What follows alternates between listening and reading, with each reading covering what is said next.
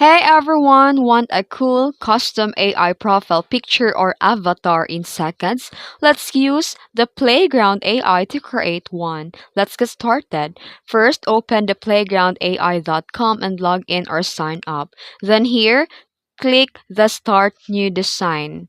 Then, in the prompt box, write your detailed prompt.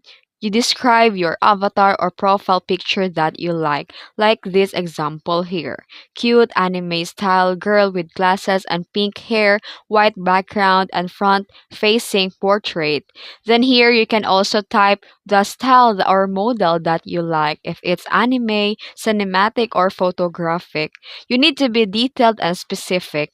Then click generate and wait for the results. And here you'll get an awesome avatar options in seconds.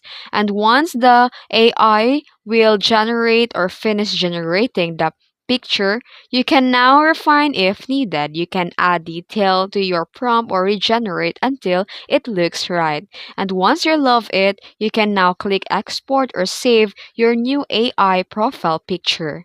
And that's how easy it is to create a unique AI avatars and profile picture in Playground AI.